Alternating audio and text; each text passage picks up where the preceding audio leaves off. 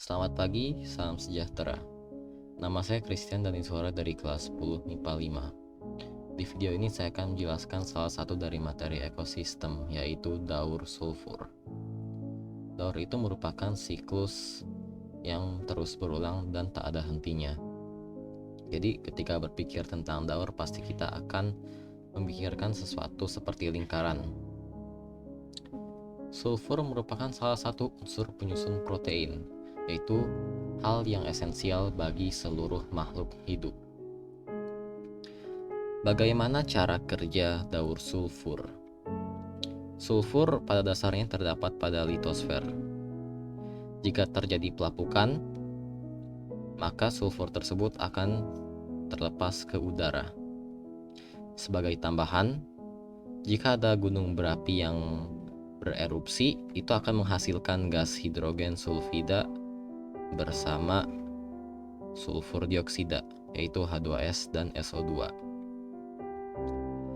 Ganggang laut akan mengeluarkan CH3SCH3, yaitu dimetil sulfida. Ketika bereaksi dengan oksigen, maka akan menjadi SO2.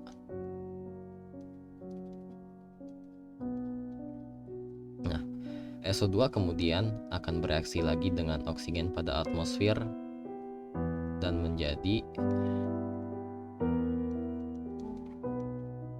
SO3, yaitu sulfur trioksida. Nah, ketika semua zat-zat ini sudah berada di atmosfer, maka akan turun kembali ke bumi dalam bentuk H2SO4. Sebenarnya daur sulfur itu sudah terjadi secara alami. Namun, hanya karena aktivitas manusia, kita mengemisikan lebih banyak lagi sulfur dioksida, misalnya dari pabrik dan asap kendaraan.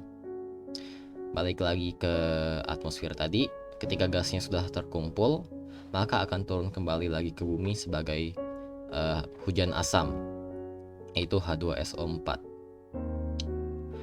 Jika pH-nya terlalu rendah, maka akan mengganggu kelangsungan ekosistem dan juga dapat menyebabkan karat pada besi. Ketika sudah turun ke bumi, tanah akan menyerap H2SO4 itu. Kemudian tanaman seperti pohon akan menyerap ion-ion sulfat dari tanah dan menjadikannya sumber untuk membuat makanan tumbuhan. Nah, kemudian makhluk hidup seperti kelinci ini akan memakan tumbuhan itu. Dan jika ada hewan karnivora yang memakan kelinci itu, akan terjadi perpindahan energi. Nah, ketika berbicara juga tentang makhluk hidup, pastinya juga akan terjadi pembusukan, terjadi dekomposisi. Dekomposisi bakteri dapat terjadi dengan dua cara, yaitu anaerobik dan aerobik. Jika terjadi secara aerobik, maka akan menjadi sulfat.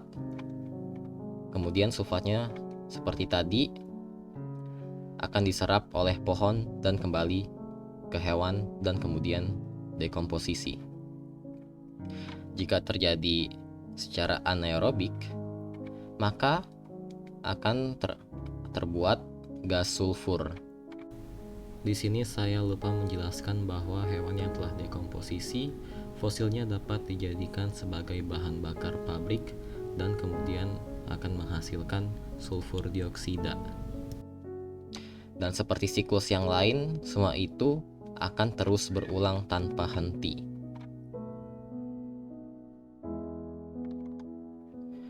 Untuk penjelasan ilustrasi skema seperti ini menurut saya lebih mudah ya. Jadi cara kerjanya itu, sulfat dapat direduksi oleh bakteri pereduksi sulfur dengan syarat anaerob, atau dapat disebut juga tanpa oksigen, menjadi gas sulfur dan sulfida. Gas sulfur dan sulfida dapat dioksidasi menjadi sulfur. Sulfur dapat dioksidasi lagi menjadi sulfat. Nah, sulfat dapat menjadi sumber makanan atau sumber pertumbuhan untuk tanaman. Nah, akan ada organisme yang akan memakan tanaman itu. Nah, ketika organisme itu mengalami pembusukan atau dekomposisi, dapat dirombak dengan dua cara, yaitu aerobik dan anaerobik. Untuk yang aerobik itu akan menjadi sulfat, itu dapat menjadi sumber makanan untuk tanaman lagi. Sedangkan untuk anaerobik itu dapat menjadi gas sulfur dan sulfida, dan semuanya akan terus berulang. Sekian penjelasan dari saya. Mohon maaf jika ada kesalahan atau kurangnya penjelasan dalam video ini. Terima kasih.